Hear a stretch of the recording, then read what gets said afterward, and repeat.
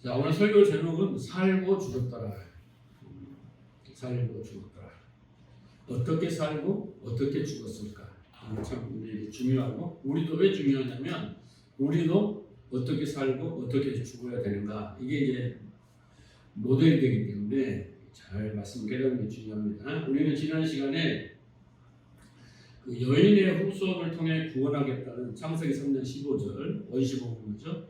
그 하나님의 언약, 약속을 믿는 하와의 믿음에 대해서 공부를 했습니다. 기억나시죠? 하와의 믿음에 대해서 공부했습니다.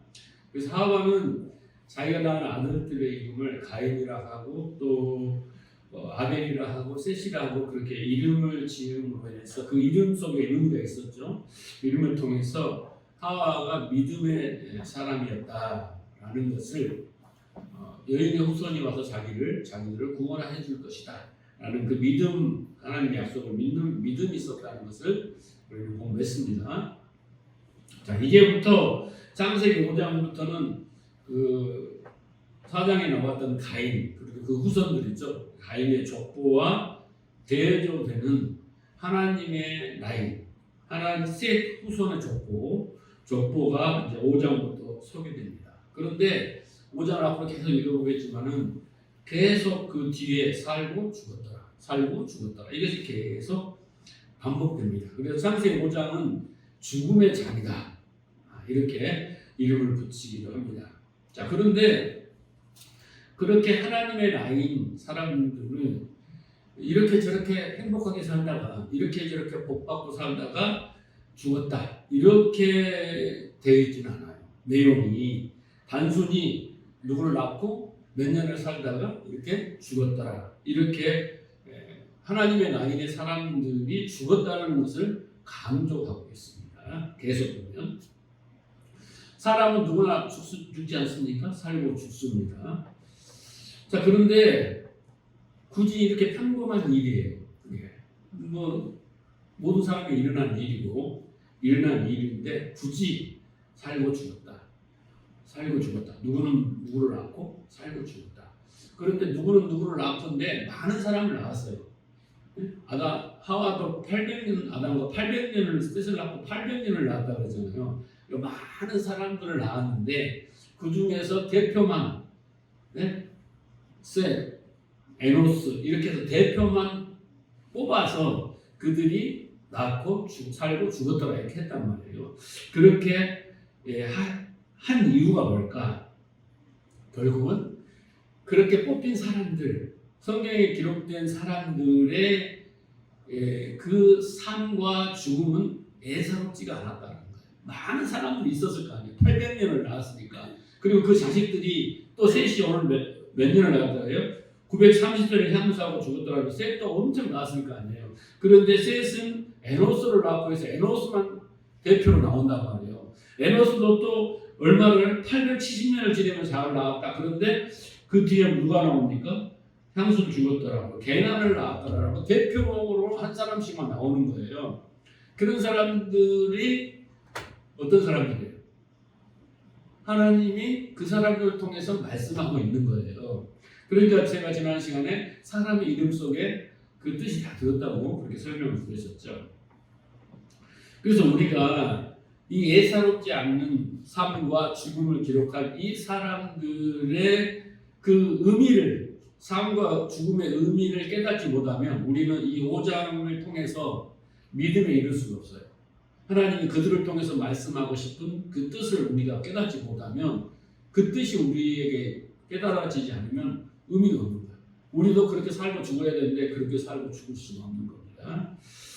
그래서 5장은 이 족보가 나오잖아요. 5장부터 하나님의 라인의 족보가 나옵니다. 이 족보를 우리는 구속사적 의미를 갖는 족보라고 이야기합니다. 거기서 택함받은 사람은 하나님의 구속사에 필요한 그런 삶과 죽음의 사람을 택하여 드리기 때문에 구속사적 의미를 갖는 족보라고 합니다. 그리고 히브리 말로 톨레토트라고 합니다. 이 족보를 톨레토트라고 부릅니다. 그 뜻은 뭐냐면 하나님께서 어떤 뜻을 이루어가기 위해서 특별한 목적을 가지고 누구누구를 택해서 그 대표로 그 이름을 써서 어떻게 낳고 살고 죽었다라 계속 썼다는 이야기예요. 네. 그러니까 그 속에는 뭐가 있다? 하나님의 메시지가 있다. 그냥 누구는 얼마나 살고 누구를 낳고 죽었다. 이건 단순한 평범한 일이 아니라 그 속에 하나님이 족보를 통하여 말씀하시는 메시지가 있다는 것을 우리는 캐치를 해야 됩니다. 그래서 여기에서 하나님의 백성의 족보에 죽었다라고 기록되어 있는 것은 하나님이 그들과 관계 속에서 일을 하시고 역사하시고 그들의 삶 속에서 이렇게 하신 일이 결국 그들이 죽음에 이르게 했다라는 거예요. 네. 그래서 5장은 무슨 장이다? 죽음의 장이다라는 거예요. 우리도 죽잖아요. 그런데 잘 죽어야 돼요. 저들과 같이 죽어야 된단 말이에요. 그래서 하나님이 하시는 일이 그들에게 하시는 일이 뭐냐면 죽음으로 보여지더라라는 것이 5장이 말씀해 주고 있는 겁니다. 자, 5장 1절부터 우리가 읽었던 보면은 자, 1절 보세요. 아담 자손의 계보가 이가 아니라 하나님이 사람을 창조하실 때 하나님의 형상대로 지으시되 남자와 여자로 창조하시고 그들에게 창조된 날에 하나님이 그들에게 복을 주시고 그들의 이름을 사람이라 일컬었더라. 그죠? 사람, 이씨, 티끌이다 그랬잖아요. 일컬었더라. 근데 그 다음에 아담이 130세에 자기 모양 곧 자기 형상과 같은 아들을 낳아 이름을 셋이라고 하였다. 아벨이 없죠? 아벨은 죽었어요. 아벨 대신에 셋이 나오잖아요. 그래서 셋이 나오고 셋을 낳은 후 800년을 지내며 자녀를 낳았다. 그래서 그가 930세를 향수하고 죽었다. 이렇게 기록하고 있어요. 잘 보시면요. 이 족보의 처음이 누군가요? 처음. 족보의 시작이. 아담입니까? 아닙니다. 하나님이에요. 그 족보의 시작은 하나님입니다. 그래서 하나님이 자기의 형상을 따라서 아담과 하와를 지어요. 아담과 하와를 짓습니다. 자, 그 다음에 하나님이 또 자기 형상을 따라 아벨을 짓고 셋을 짓는 게 아니에요. 하나님은 그냥 자기의 형상과 모양을 따라 아담을 지어요. 그런데 아담은 어떤 거예요? 하나님의 형상의 모양이에요. 그런데 그 다음부터 아담은 그 하나님의 형상을 닮은 그죠? 아담은 이미 하나님의 형상을 닮았잖아요. 근데 이제는 하나님의 형상을 닮은 자기를 닮은 아들과 딸들을 낳기 시작한다는 거예요. 그러니까 이제 아담 셋으로부터 지금 5장에 나온 족보에 나오는 사람들은 다 하나님의 형상을 닮은 아담으로부터 이제 그 하나님 형상이 어떻게 해요? 전파 이게 중요합니다. 이따 보면 전파되더라라는 겁니다. 그래서 우리에게까지 하나님의 형상이 전파되는 거예요. 전파되는 겁니다. 그래서 엄밀히 말하면 이제 가인 아벨에서 하나님의 족보는 아벨로 시작되어야 되는데 아벨이 가인에게 죽었기 때문에 이제 셋으로 이어집니다. 그 말은 하와가 이제 셋을 낳고 뭐라고 합니까? 다른 씨를 주셨다 그랬잖아요. 그러니까 결국은 이제 셋의 족보는 만약에 하나님이 셋을 주지 않았다면 거기서 끝나는 거예요. 하나님의 족보는 끝나는 거예요. 하나님이 아니면 거기서 끝나는 거예요. 그런데 하나님이 주셨어요. 그러니까 셋 이후부터는 다 뭐예요? 하나님의 라인이고 하나님이 주셔서 그 족보가 만들어졌다라는 것입니다. 그리고 그 족보에서 가인은 빠집니다. 그것은 무슨 뜻이냐면 쉬운 말로 하면 족보에서 파버립니다. 하나님의 족보에서 우리도 집안에서 막 뭡니까? 약간 파워커 같이 하고 막 그런 자식들은 네 족보에서 파버릴 거야 막 이러잖아. 그래서 하나님의 족보에서 가인은 파 없어지고 이제 셋의 족보만 성경에 계속 기록되고 있습니다. 왜냐하면 셋은 가인이 죽인 아벨 대신 하나님이 주셨기 때문에 이제 하나님의 족보다 하나님이 주신 후손이다라는 것을 이제 보여주는 거죠. 그래서 하나님으로부터 시작된 족보는 아담에게 이어지고 아담에서 셋으로 이어져서 이제 지금까지 이렇게 오고 맨 마지막에 우리가 있는 겁니다. 자, 누가복음에 보면 예수 그리스도 족보를 소개합니다. 자, 그런데 이 족보는 하나님 아담 이렇게 소개한 게 아니라 거꾸로 올라갑니다. 거꾸로. 그래서 누가복음 37장에 보면 뒤에 쭉 나오죠. 그 다음에 무두셀라요, 그 이상은 에녹이요, 그 이상은 야렛이요, 그 이상은 마알레이요, 그 이상은 가이난이요, 그 이상은 에노스 나오죠. 그 에노스요. 자, 에노스 위에 누구예요? 셋이요. 셋 위에 누구예요? 아벨이 아니에요. 아벨 안 나오죠? 아담이요. 그 다음에 그 이상은 하나님이다 라고 합니다. 그러니까 이 나이는 가인의 나이가 달라요. 이 나이는 지금 예수님까지 오기까지 이 나이는 하나님이 시작이고 하나님이 주신 후손들의 그 계속 뭡니까? 그 족보가 이어진다라는 것을 강조합니다. 하나님이 택했고 하나님이 주셨고 하나님이 계속 어떻게 연결해서 이렇게 만들어 가신다는 것을 우리가 기억해야 됩니다. 그래서 우리가 누가복음의 족보와 창세기 5장의 족보를 이렇게 추론해서 알 수 있는 게 뭐냐면 하나님으로부터 시작된 그 여인의 후손의 라인을 통해서 이제 하나님의 형상이 이어지겠는데, 자, 그런데 이 형상을 가진 자들이 이 땅에서 살아가는 모습이 어떻더라? 원수에 의해서 죽는 모습으로 나타난다는 거예요. 이게 중요합니다. 죽더라. 마지막은 죽더라는 거예요. 영원히 살다라가 아니라 죽더라라는 것입니다.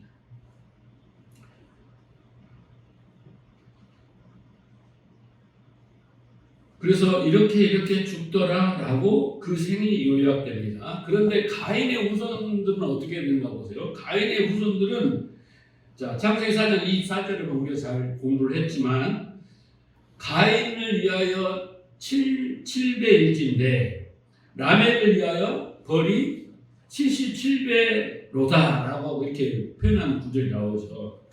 그러니까 이 사람들은 나는 절대 죽을 수 없다 이러는 거예요. 가인의 나이는 죽지 않으려고 몸부림치는 겁니다. 죽지 않으려고 극명한 대조를 이루지 않습니까? 소년이 나를 죽일지언정 나는 절대 죽을 수 없어. 나는 77배로 갚아줄 거야. 그렇게 힘의 원리로 죽지 않으려고 불로장생하려고 그렇게 몸부림치며 살아가는 이제 족속이 이제 가인의 후손들이며 가인의 족보입니다. 이게 세상에는 분명히 이 두 부류로 나눕니다. 하나는 원수를 위해 그리고 하나님의 영광을 위해 이 땅에서 죽는 삶을 사는 사람들의 한 부류가 있고 반대로 절대 나는 죽질 않아. 어떤 세상의 힘을 동원해서 너를 죽고 응징하고 벌어야 남겨. 나는 뭐예요? 죽지 않고 살 거야. 라고 하는 두 부류로 딱 나눠진다라는 것입니다. 자, 그런데 오늘은 죽음에 대한 이야기예요. 다 죽더라 하는데 우리가 죽어야 되는 땅에서 안 죽을 사람 없잖아요. 근데 육신적인 죽음을 이야기하는 게 아닙니다. 그 죽음은 절대. 자, 그래서 그 죽음에 대한 이야기를 좀 해보겠습니다. 하나님의 형상을 이어받은 자들은 이 역사 속에서 죽음의 삶을 살아야 된다라는 것이 5장의 메시지입니다. 죽음의 삶을 살아야 된다. 육신의 죽음의 삶이 아니라 영혼의 죽음입니다. 영적인 죽음을 살아야 된다라는 겁니다. 자, 보세요. 고린도후서 4장 4절. 그 중에 이 세상의 신이 믿지 않는 자들의 마음을 혼미케 하여 그리스도의 영광의 복음의 광채를 비치지 못하게 하니 그리스도는 하나님의 형상이다 그랬잖아요. 그래서 그 하나님의 형상이 아담부터 시작이 쭉 이어져서 예수 그리스도께 옵니다. 그래서 그럼 하나님의 형상을 가진 예수는 그리스도의 삶을 사는 거예요. 그러면 우리도 마찬가지로 하나님의 형상을 가진 자는 예수가 그리스도의 삶을 산 것처럼 우리도 성도의 삶을 살아야 되는 거예요. 그걸 이해를 하셔야 됩니다. 자, 그런데 골로새 1장 15절 보세요. 그는 보이지 아니한 하나님의 형상이 누구냐면 예수입니다. 모든 피조물보다 먼저 나십니다. 그래서 그래서 진짜 하나님의 형상은 누구냐면 아담이 아니에요. 누구냐? 예수입니다. 아담을 통해서 하나님의 형상을 보여준 거잖아요. 그 아담의 형상을 이어받은 사람들이 이제 계속 아담의 족보가 이렇게 나왔잖아요. 그런데 진짜 그 족보의 주인공은 하나님의 형상을 가진 자는 그리스도다. 이렇게 말을 합니다. 그런데 그렇게 하나님의 형상을 가진 예수가 그리스도의 삶을 살았어요. 그게 빌립보서 2장 6절입니다. 그는 근본 하나님의 본체시나 하나님과 동등됨을 취할 것으로 여기지 아니하시고 오히려 자기를 비워 종의 형체를 가지사 사람인과 같이 되셨고 사람의 모양으로 나타나 자기를 낮추시고 죽기까지 복종하셨으니 십자가에 죽으시며 이게 뭐냐면 하나님의 형상을 가진 자가 그리스도의 그 직분의 삶을 사는 모습이 지금 빌립보서에서 말씀하고 있습니다. 그래서 창세기 5장으로부터 하나님으로부터 시작된 그 하나님의 형상을 받은 사람들은 곧 죽음의 삶을 사는 거예요. 비움의 삶을 사는 거예요. 그렇게 살아야 된다라는 겁니다. 그렇게 사신 분의 진짜 모델이 누구냐면 아벨이었고 아벨의 그 실체는 예수 그리스도였다라는 겁니다. 로마서 8장 29절 보세요. 하나님이 미리 아신 자들을 또한 미리 아신 자들이 누굽니까? 여기서 미리 아신 자들은 누구예요? 우리예요. 창세전에 택한 자들을 말합니다. 아신 자들을 또한 그 아들의 형상을 본받게 하기 위하여. 그래서 어떻게? 우리로 하여금 아들의 형상을 본받기 위하여 하나님이 택했다는 거예요. 근데 하나님이 택하고 우리를 거룩하고 흠없게 하신다 그랬잖아요. 그게 하나님의 약속인데 그 모델이 누구냐면 그 아들의 형상을 가진 그 아들이에요. 아버지의 형상을 가진 아들을 말합니다. 미리 정하셨으니 이는 그런 많은 형제 중에 맏아들이 되게 하시니라. 미리 정하신 그들을 또 부르시고 또 부르신 그들을 의롭다 하시고 의롭다 하신 그들을 영화롭게 하셨다라는 거예요. 그러니까 우리를 그리스도 형상으로 본받게 해서 우리를 의롭고 영화롭게 만드시겠다라는 거죠. 그런데 우리는 하나님의 형상을 가졌는데 그 하나님의 형상을 가진 분이 아벨처럼 죽어야 돼요. 예수님처럼 죽기까지 복종하고 십자가의 삶을 살아야 돼요. 근데 우리는 그런 삶을 안 살겠다? 이게 어불성설이라는 거예요. 네. 교회에 와서 그런 것을 배우지도 않고 그런 삶을 추구하지도 않고 살지도 않은 것은요 종교예요. 내가 추구하는 어떤 삶을 살아야지, 내가 원하는 목표를 살아야지. 이게 종교라고요. 전혀 이것은 하나님의 뜻과 상관없는 거죠. 그래서 성도는 그 아들의 형상을 본받아 빌립보서 방금 2장에서 말한 것처럼 자기를 부인하는 삶, 원수를 위해 목숨까지도 버리는 삶, 비움의 삶, 자기 부인, 자기 죽음 이런 삶을 본받아야 되는 거예요. 그게 하나님이 우리를 구원하신 목적이에요. 그래서 목표, 그 목표에 도달하게 그리스도의 장성한 분량에 도달하게 하는 것이 바로 하나님의 뜻입니다. 근데 과연 우리는 그런 하나님의 뜻을 우리의 삶의 목표, 신앙의 목표로 삼고 살아간다. 이게 중요합니다. 하나님은 반드시 우리를 우리의 삶 속에서 그렇게 그리스도 형상을 담게 하겠다. 그런 삶을 살게 하겠다라고 하나님은 말씀을 드립니다. 다시 한번 말씀드리지만은 성도는 믿음으로 사는 거예요. 여러분 그렇게 믿음으로 사는 사람은 어떤 삶이냐면요. 자기 부인의 삶이고 자기 죽음의 삶이에요. 내가 믿음이 춥습니다. 그런 사람의 특징이 뭐냐면 자기를 부인하고 죽기까지 복종을 하고 원수를 살리는 자기를 비워내는 그런 삶인 거예요. 그런 믿음의 삶이 용서의 삶, 인내의 삶, 원유의 삶, 사랑의 삶, 다른 사람을 살리는 삶으로 열매를 맺는 겁니다. 그것이 하나님의 속성이에요. 속성. 그게 하나님의 성품이에요. 그 하나님의 뜻입니다. 네, 그 아들의 형상을 가진 자들만이 이런 삶을 살 수 있는 거예요. 그리고 또 한 가지 이유는 뭐냐면요. 우리가 그렇게 자기를 부인하고 자기 죽음의 삶을 싸고 자기를 비워두고 원수를 살기 시작하면 그것이 뭐냐면 세상을 심판하는 삶이에요. 죄인들의 죄를 폭로하는 삶이에요. 우리는 거룩이라고 했잖아요. 구별된 삶을 세상과 구별된 삶을 살아야 되는 걸로 부름을 받은 거죠. 그렇게 삶으로 해서 세상 사람들이 잘못 살고 있고 세상 사람들이 추구하는 목표가 잘못되어 있고 삶의 방식이 잘못되어 있고 가치가 잘못되어 있고 방법이 잘못되었다는 것은 그들은 알 수가 없어요. 근데 우리가 그렇게 살아감으로 그들이 깨닫고 알게 되는 거예요. 그게 심판이라고 하는 거예요. 세상을 심판한다는 거죠.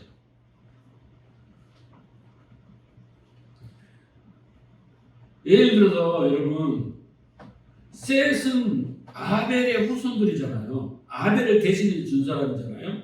자, 그런데 가인이 이제 같이 살아가는 사람들이 누구냐면 자기가 죽은 아벨 대신 죽인 아벨을 죽임으로써 대신 주신 셋이에요. 그러니까 셋의 후손들하고 가인하고 살아가요. 그러면 가인이 셋의 후손들을 보면서 무슨 생각을 하겠습니까? 기분이 좋았겠습니까?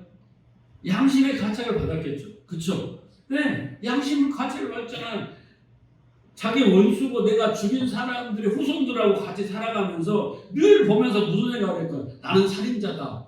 양심의 가책을 받고 괴로워하면서 고통 속에서 살아지 않았습니까?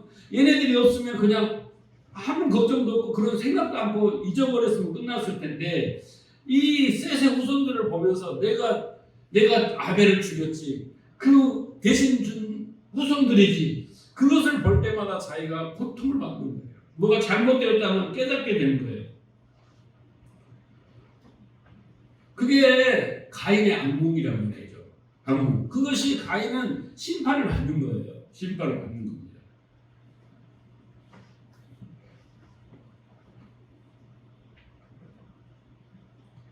그래서 우리는 그런 세상의 죄를 폭로하고 잘못됐음을 구별해내고 이렇게 해내는 역할로서 우리가 삶을 살아야 되는 거예요. 그게 우리가 자기 부인의 삶이면 자기 죽음의 삶인 거예요. 거기서 나오는 겁니다. 그래서 사람들이 저 사람만 없으면 내가 괜찮은데 저 사람만 안 보면 내가 뭐 찝찝하지도 않고 가책도 안 받는데 저 사람 때문에 자꾸 내 악함이 드러나니까 어떻게 해요? 자꾸 죽이고 싶은 거예요. 괴로우니까. 네. 그래서 핍박을 하는 거예요.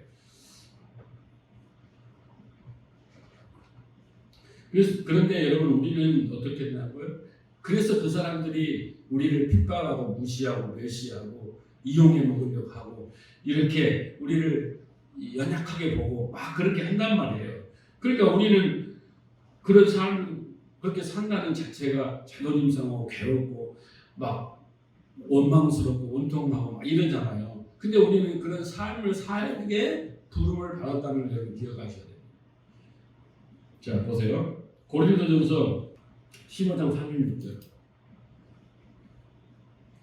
어리석은 자여 너의 뿌리는 씨가 죽지 아니하며 살아나지 못하겠고 그랬잖아요. 사도 바울은 지금 성도의 삶을 죽어야 할 씨의 비유를 하고 있습니다. 우리의 삶이 죽어야 할 씨라는 거예요. 씨라는 거예요. 씨는 어떻습니까? 땅에 묻혀서 썩어져 없어지는 것처럼 보이잖아요. 그렇죠? 죽죠. 썩어서 죽잖아요. 그런데 그 죽음으로서 거기에서 뭐가 나옵니까? 아름다운 꽃과 실과가 태어납니다. 그러니까 그 씨가 죽지 아니하면 썩어도 죽지 아니하면 땅속에서 죽지 아니하면 싹도 나지 않고 나무가 되지도 않고 열매를 맺을 수가 없어요. 그게 성도예요. 성도가 이렇게 땅에 썩어 죽어야 되는 씨로 이렇게 비유를 하고 있는 것입니다.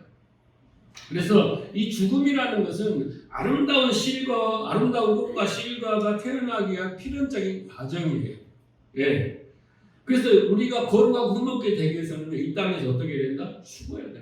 자기 부인, 자기 죽음에 이르러야 된다는 거죠. 그래야지 새 생명을 얻게 돼요. 이 과정의 필연적인 과정을 지금 15장 36절이 말씀하고 있습니다. 만약 우리가 죽지 않는다면 절대 우리는 부활하지 못해요. 새 생명을 얻지 못해요. 새 사람이 될 수가 없어요. 옛 사람은 그렇게 살아가야 되는 거죠. 그래서 여러분 죽는 것을 두려워하면 안 되는 거예요. 네. 여러분도 내가 옛사람이 죽었더라 이렇게 고백을 해야지 나는 옛사람은 특별히 죄도 산다 이러면 그 사람에게는 부활이 없어요. 새 생명이 없고 그런 어느 축복이 없는 거예요. 자, 고린도 15장 42절 죽은 자의 부활과 그와 같으니 썩을 것으로 심고 썩지 아니할 것으로 다시 살아나며 욕된 것으로 심고 영광스러운 것으로 다시 살아나며 약한 것으로 심고 강한 것으로 다시 살아나며 육의 몸으로 심고 신령한 몸으로 다시 살아나며 육의 몸이 있은즉 영의 몸도 있느니라. 이해하시겠어요? 썩을 몸을 죽여 썩지 아니할 몸으로 다시 태어나는 거예요. 그죠? 이 세상의 것들이 다 썩어져 없어질 것이 아닙니까? 근데 그 죽어야 다시 살아나는 거예요. 부활이 있고 생명이 있는 것입니다. 그래서 이 욕된 그 육신의 삶을 죽여서 영광스러운 부활의 삶으로 우리는 신령한 몸으로 그렇죠. 그러니까 심지 않으면 죽지 않으면 우리에게 영광은 없는 거예요. 죽지 않으면 여러분 몸부림쳐 보세요. 여러분에게는 천국이 없어요. 행복도 없습니다. 기쁨도 없어요. 절대 있을 수가 없어요. 이게 영적 원리입니다. 자, 그래서 예수님께서도 이렇게 말씀하셨죠. 마태복음 10장 38절. 또 십자가를 지고 나를 쫓지 않는 자는 내게 합당치 아니하니라. 네? 십자가를 지고 오라는 거잖아요. 자기 목숨을 얻는 자는 잃을 것이요 나를 위하여 자기 목숨을 잃은 자는 얻으리라. 여기서 여러분 다 죽으라는 이야기가 아니에요. 여기서 죽을 사람은 누구냐면 옛사람이에요. 율법주의자 바리새인 같은 신앙을 가진 옛사람을 이야기하는 거예요. 여러분 가서 죽으라고 이야기한 게 아닙니다. 그 옛사람이 죽어야 돼요. 그래야 내가 새 사람이 되는 거지 절대 내가 죽지 않고 새로운 사람이 될 수 없다는 거죠. 예수님께서도 요한복음 10장 17절을 보면 아버지께서 나를 사랑하신 것은 내가 다시 목숨을 얻기 위하여 목숨을 버리리라. 그래서 죽어야 사는 겁니다. 죽어야 사는 거예요. 죽어야 살아. 예, 죽었더라. 그래야지 다시 새 생명으로 태어나는 거예요. 그래서 죽는 것이 중요합니다. 요한일서 3장 16절 그가 우리를 위하여 목숨을 버리셨으니 우리가 이로써 사랑을 알고 우리 형제를 위하여 목숨을 버리는 것이 마땅하다. 예. 누구를 살리기 위해서 여러분 목숨을 버려라 이건 아닙니다. 그럴 사람도 없어요. 여기 성경이 말하는 건 뭡니까? 자기를 옛사람을 형제 앞에서 아내 앞에서 자식들 앞에서 성도 앞에서 자기 옛사람을 죽여라는 거예요. 죽으라는 거예요. 부인해라는 거죠. 요한복음 15장 12절 내 계명은 곧 내가 너희를 사랑같이 너희도 사랑하라는 이것이니 사람이 친구를 위하여 자기 목숨을 버리면 이에 더 큰 사랑이 없나니. 예수님도 자기를 버려서 우리를 살렸잖아요. 그러니까 우리가 누군가를 살리려면 내가 먼저 죽어야 돼요. 옛사람을 가지고는 절대 누구를 행복하게 하거나 살 수는 없어요.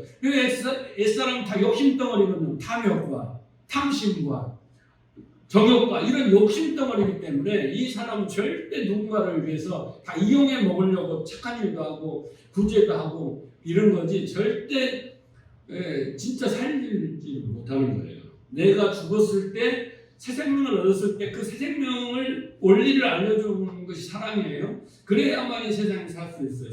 이웃이 살 수 있단 말이죠. 자, 시편 116편 15절 성도의 죽는 것을 여호와께서 귀중히 보시는도다.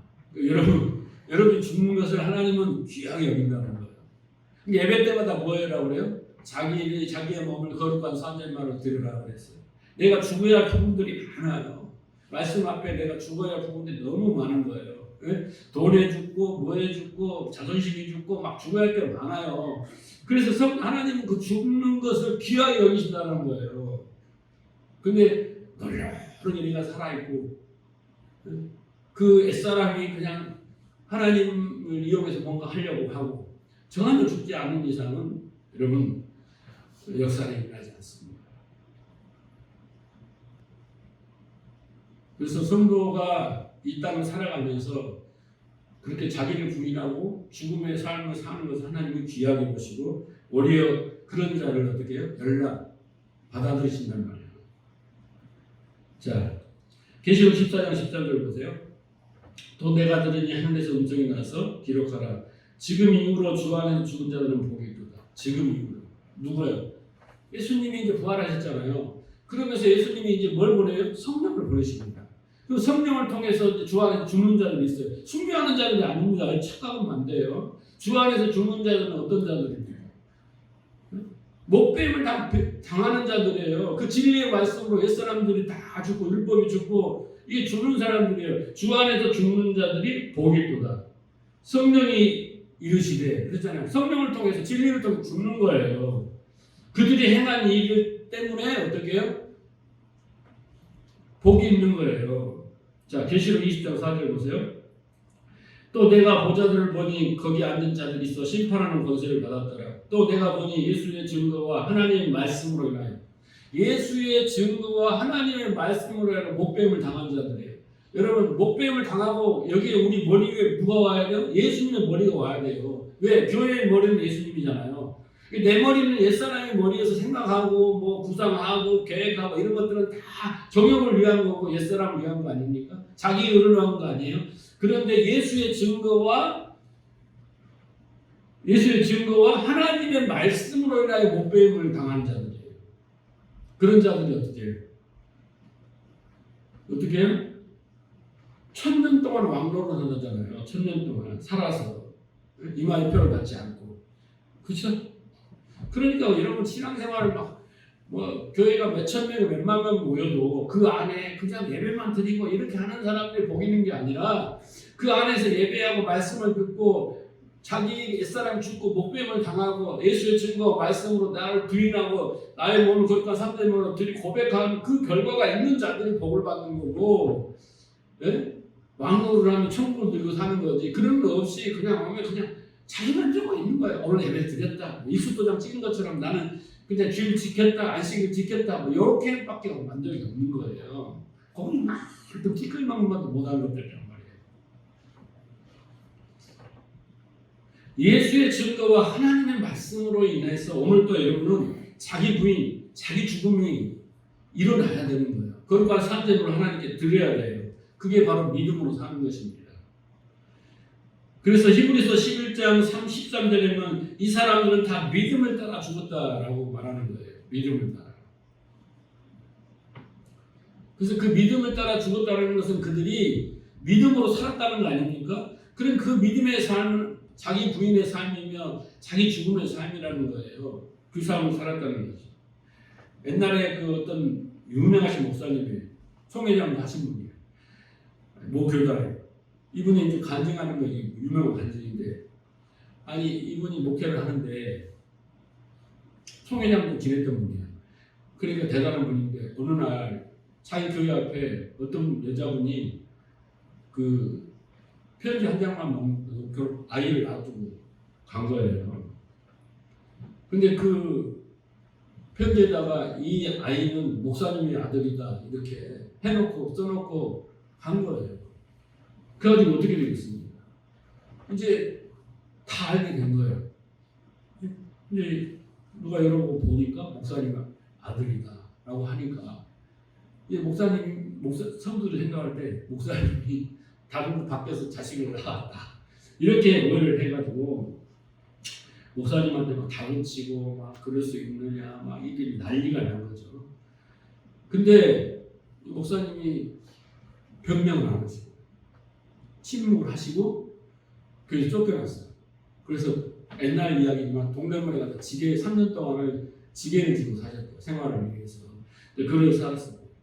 그런데 이 아기를 두고 가신 이분이 3년이 지난 뒤에 이제 애가 어떻게 됐나 이렇게 쭉 보니까 이제 그 목사님이 애를 키웠대요. 그때 보니까 목사님이 그러고 있는 거예요. 지게 지고 있고 애를 키우고 있고 자기 때문에. 그래서 교회 가서 양심선언을 한 거예요. 그건 내가 이랬다. 그러니까 성도들이 이제 그때서 아유 큰일 났구나 다시 목사님을 모셔와가지고 다시 이제 사과를 하고 그러면서 그때 왜 변명을 하시고 강력하게 아니라고 하시지 그랬냐. 그랬더니 내가 그랬으면 여러분들이 믿어줬겠냐. 좀 억울하고 섭섭했지만 그냥 나는 참기로 했다. 그런데 나중에 3년이 지나서 그것을 보고 이 여자분이 교회를 나오기 시작했다는 거예요. 결론적으로. 그러니까 그 억울한 일을 당했을 때 하나님은 왜 그 목사님을 보호해주거나 막아주거나 하지 않았을까? 근데 목사님이 그 일을 통해서 많은 걸 깨달았다는 거예요. 자기가 너무 총회장으로 교만했고 이런 것들을 깨닫고 결국은 오히려 그 일을 통해서 그 목사님은 많은 전화위복을 누렸다 깨닫고 네, 그래서 이제 그런 간증을 하시는 걸 네, 들었는데 그게 여러분 이 땅에서의 삶인 거예요. 우리는 성도의 삶은 그렇게 억울한 거예요. 네, 가인들로부터 공격을 받고 이용을 당했고 무시를 당하고 그렇게 그러나 그 속에서 우리는 살아야 되는 그 삶이 이 성도의 삶입니다. 그래서 하나님이 우리는 교회에서 사랑하고 용서하고 참아주고 막 이런 것을 훈련을 해야 돼요. 그래서 하나님이 우리 그 삶 가운데 이런 가인들을 많이 주셔요.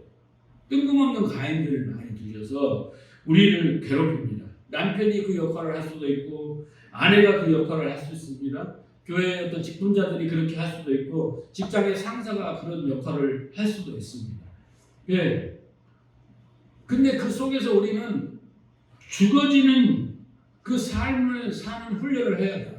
그 속에서 막 한가하고 싸우고 막 그런 게 아니라 그것을 겸허히 받아들이면서 거기서 내가 나를 죽이고 부인하는 훈련의 장인 거예요, 그게. 그래서 우리는 남들이 잘못할 때 함부로 돌을 던지거나 욕하거나 비난해서는 안 됩니다.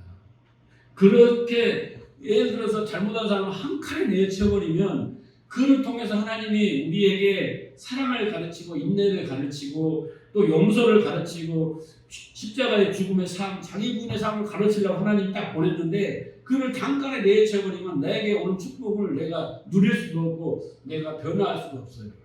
그러니까 어떤 고난이어도 어떤 것이어든 간에 우리는 그 안에서 견뎌내야 되면서 이겨내야 되는 거예요. 그 사람과 싸우는 게 아니라 내 자신과 싸워서 옛사람을 어떻게 항거하고 공격하고 비난하고 험난하고 막 힘대 힘으로 싸우고 막 이런 것이 옛사람이잖아요. 그런데 성도는 그렇게 그런 방식으로 살아가는 성도가 아니기 때문에 우리는 자기 부인이라는 그 자리로 가야 된다는 거예요.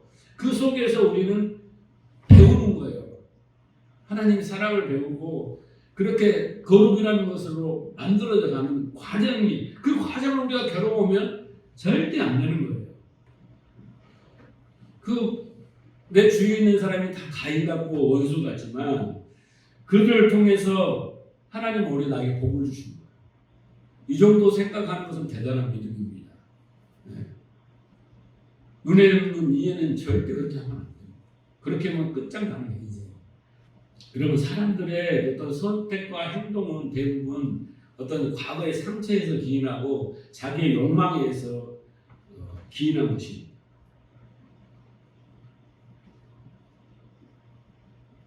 그래서 우리 안에는 그런 욕망들이 많이 있어요. 그래가지고 그 욕망이 자기에게 있는지를 잘 모릅니다. 그런데 누군가 잘못을 하고 누군가 뭔가 상처를 주고 그러면 우리가 막 일어나서 막 발끈하고 막 상대를 저럴 수가 있어 하고 공격하고 막 비난하고 할 때 결국은요 그건 그 자기 자신한테 하는 거예요. 자기 자신한테. 네.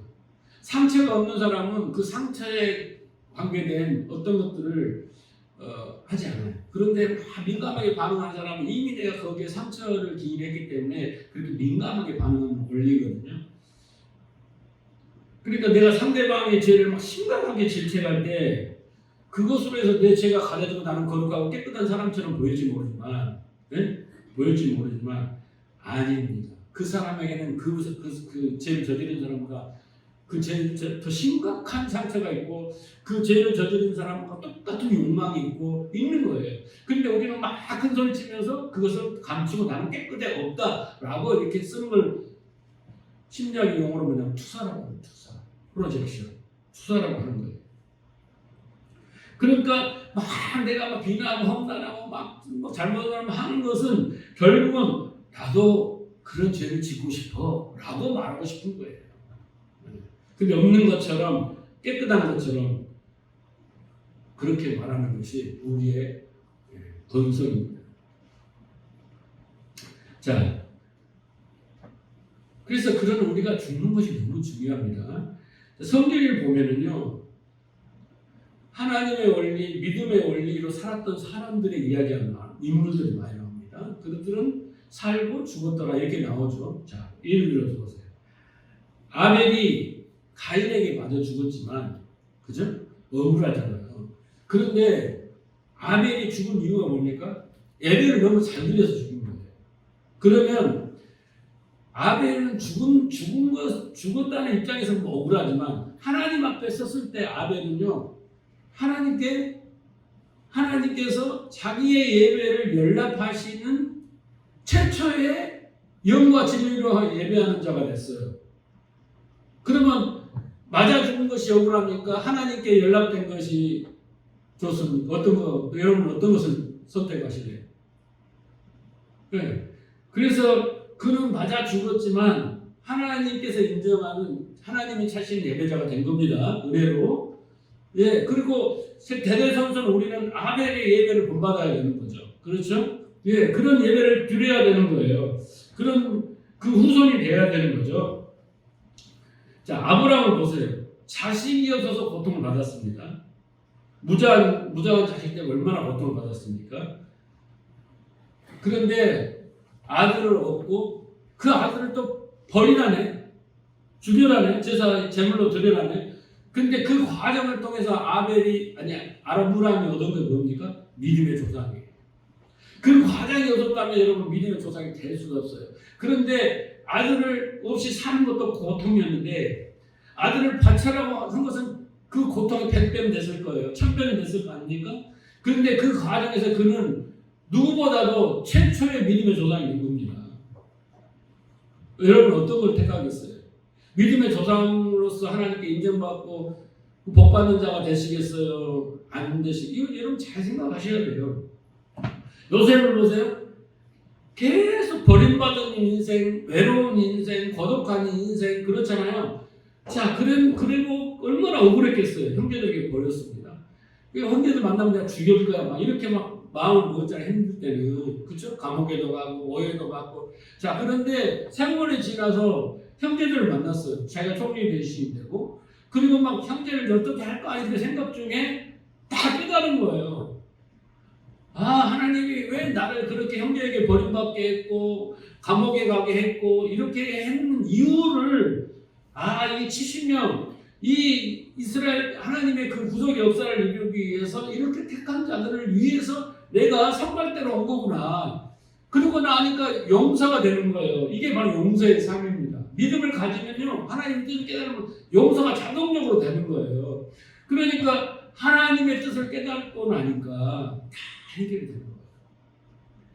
하나님의 뜻을 알지 못하고 자기 뜻으로 가리면요, 문제가 심각해지는데 하나님의 뜻을 깨닫고 나니까 무릎을 치면서 형제를 용서하고, 그런 말미암아 요셉으로 어떻게 해요? 야곱으로부터 이스라엘 나라가 세워지지 않습니까? 그렇게 쭉쭉쭉쭉.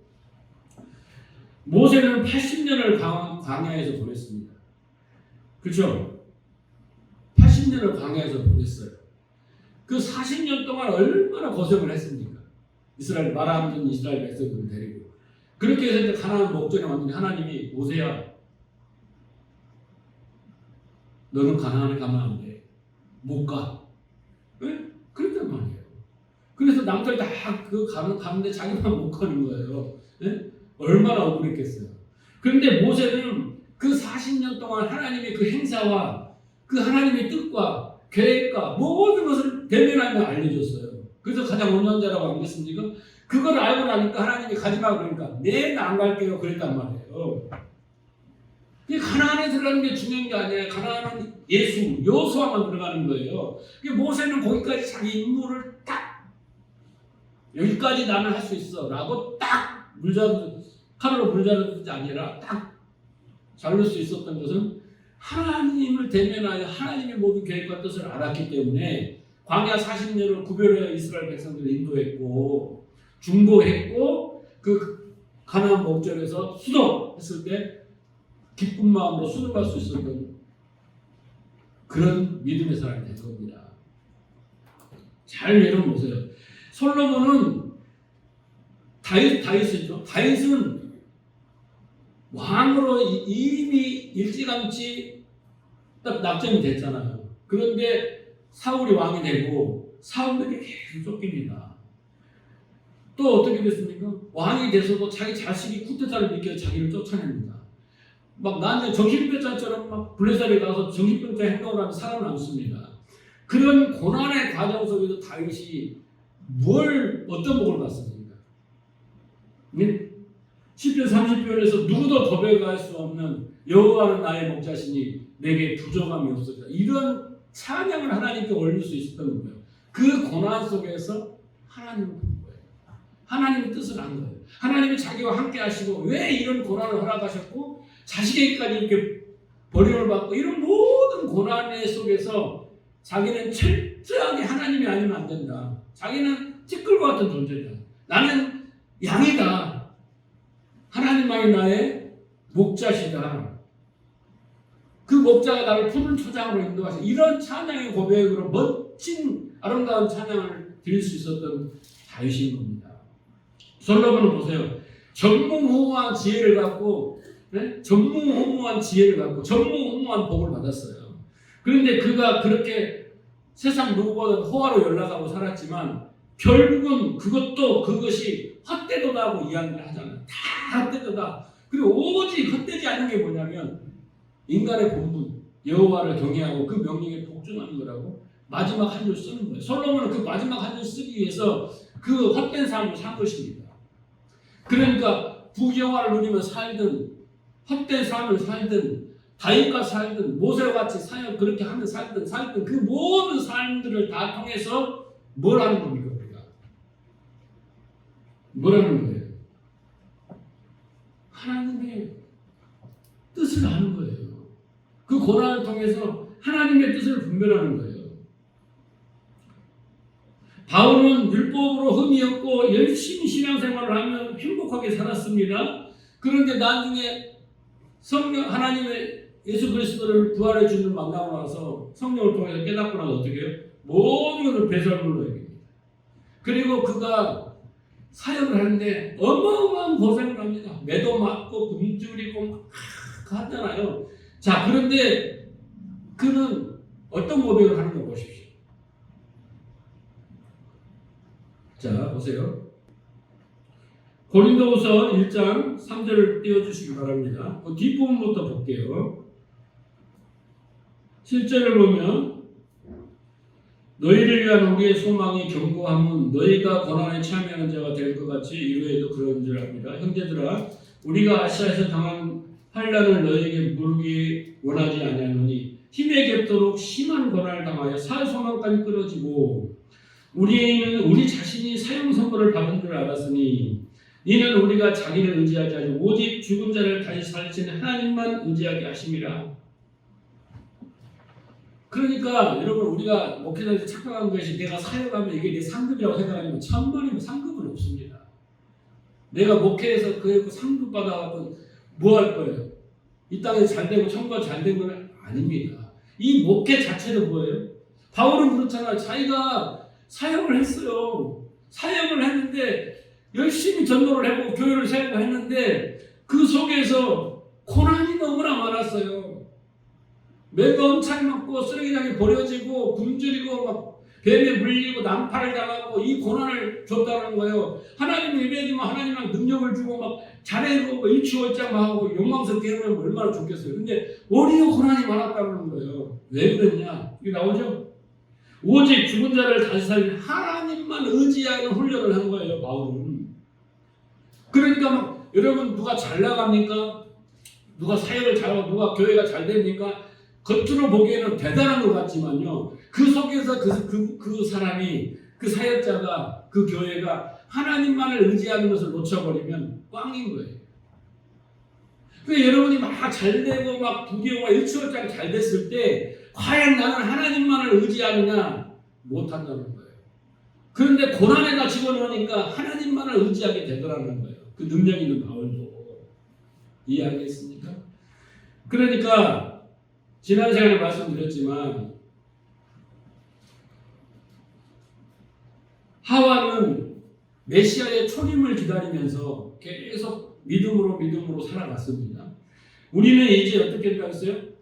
예수님의 재림을 기다리면서 이 땅을 살아가야 되는데 우리는 이제 우리가 이 땅에 살아가면서 그 선악의 방식을 택함으로 말미암아 스스로 왕이 되고 스스로 결정하고 스스로 판단하고 스스로 가치를 정하고 목표를 정하고 이런 사람들을 다 부인하고 내려놓고 이제 하나님의 뜻을 붙들고 깨닫고 믿음으로 사는 삶을 살아야 되는 것이 우리가 예수의 재림을 기다리는 동안에 살아야 할 삶입니다.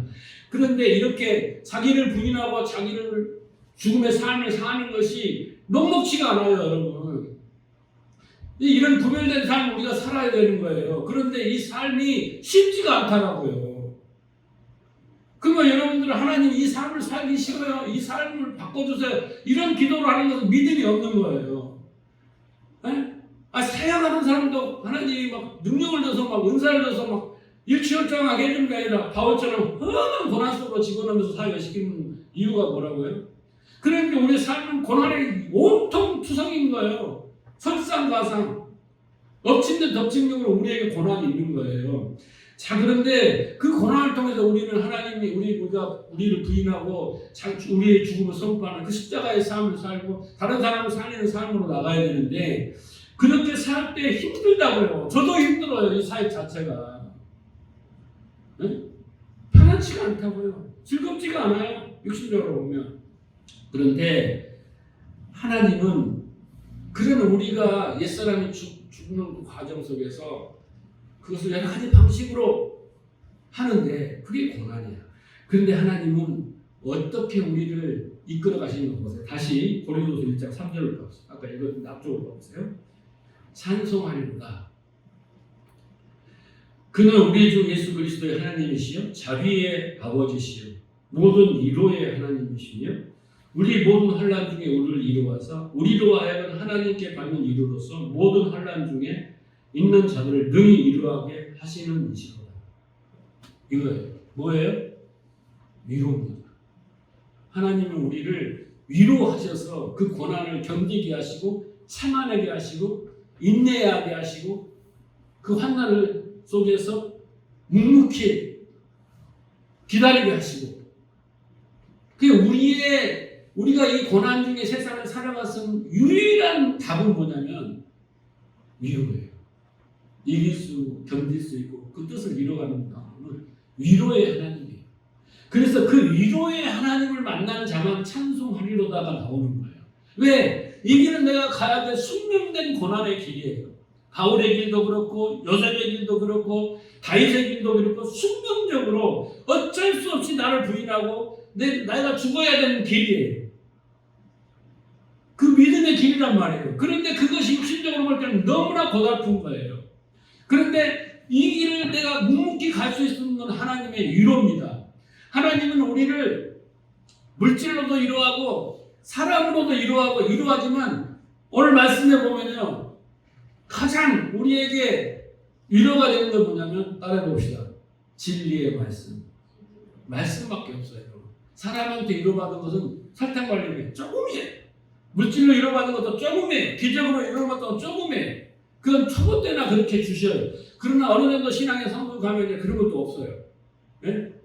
우리 교회 기적이 일어나면 얼마나 좋겠어요? 없어요. 그런데 이거를 네가 견뎌야 돼. 여기서 네가 견디고 이겨내고 참아내야 돼. 그런데 괴로운 거예요. 그런데 하나님이 위로가 있으면요 그걸 할 수가 있어요. 그런데 뭘로 온다고요? 진리의 말씀으로 옵니다. 진리의 말씀. 하나님이 어떤 하나님이시며 말씀을 통해서 깨닫고 하나님의 뜻이 무엇인가를 깨닫고 하나님이 왜 그런지를 알게 되면 우리는 그 자리에서 견딜 수 있어요. 참아낼 수 있어요. 묵묵히 이겨낼 수 있어요.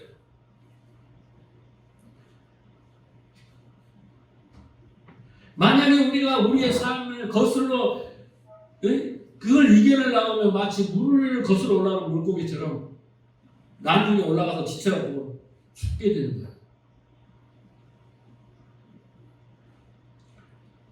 그래서 성도는 구원받은 이후에 가장 먼저 결정해야 될 게 뭐냐면 나는 어떤 사람이 될 것인가? 나는 어떤 삶을 살 것인가? 결정을 해야 돼요. 이것을 결정하지 않고 이것을 하나님 뜻에 맞게 결정하지 않고 자기의 뜻을 위해서 자기가 원하는 사람이 살기 시작하면 거슬러 올라가는 물고기와 같은 거예요. 하나님 뜻과 거슬러 올라가는 바리새인들과 같은 거예요.